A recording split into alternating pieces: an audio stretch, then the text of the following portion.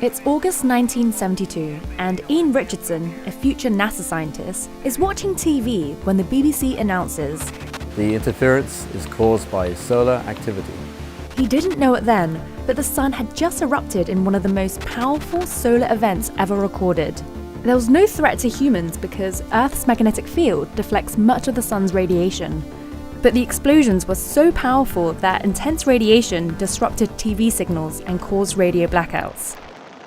So what if you were outside Earth's magnetic field? On the moon and beyond, astronauts face the risk of extreme radiation exposure. Luckily, the intense radiation in 1972 occurred right between the Apollo 16 and 17 missions, when no astronauts were in their path. As NASA plans missions to go back to the moon and then onto Mars, predicting the sun's activity to protect astronauts from space radiation is one of our biggest priorities. One of the biggest unknown factors about going to space is the radiation hazard from the sun. This is Ian today, studying the effects of the sun, also known as the field of heliophysics. The sun is always emitting radiation like the light we see, but certain energetic particles, like from the August 1972 events, can be far more harmful.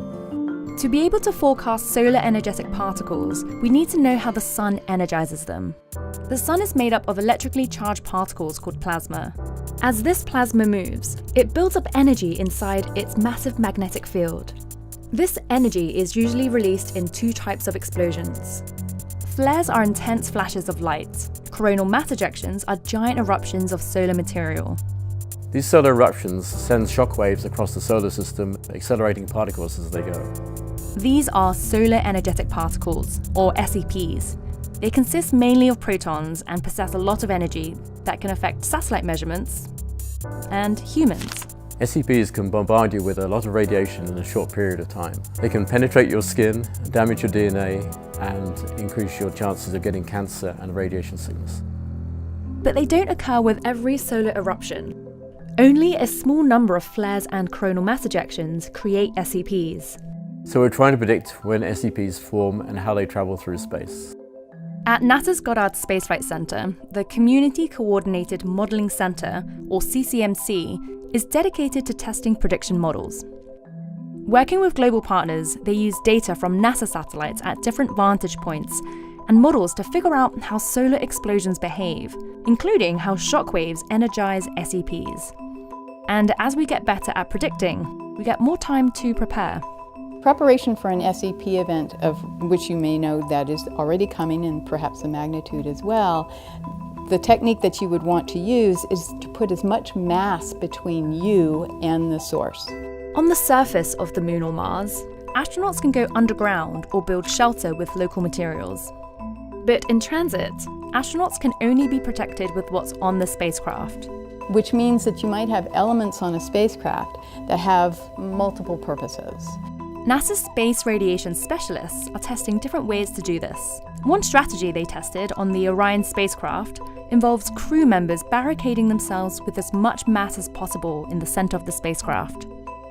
Other possible techniques in development include vests that add mass and electrically charged surfaces that deflect particles.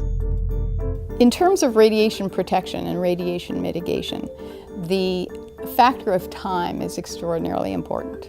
The sun has a natural 11-year cycle that transitions through low and high activity, which is indicated by the number of sunspots on the surface. More sunspots mean more eruptions, resulting in a higher risk for SEPs. But during this increased solar activity, the sun's magnetic field strengthens, enhancing its shield against another important source of radiation, galactic cosmic rays. These are charged particles traveling at nearly the speed of light that are thought to come from supernova explosions from within our galaxy and possibly further out in the universe. If solar energetic particles are intense sporadic storms, then galactic cosmic rays are a constant drizzle. Galactic cosmic rays are more sparse, but also much more energetic. They include heavier elements that can penetrate through vast amounts of materials. Understanding the rate of galactic cosmic rays helps us determine how much time astronauts can spend in space safely. To date, humans have only been on the lunar surface for a cumulative total of about 12 days. A trip to Mars will take 6 to 10 months each way, That means even more radiation exposure, and so NASA is doing work to prepare for that. The moon is going to be a test bed for us in order to be able to prepare for Mars. The more that we understand the impact and the duration of radiation on the moon, the more we can extrapolate that to the length of time that we will be spending in transit and on the surface of Mars.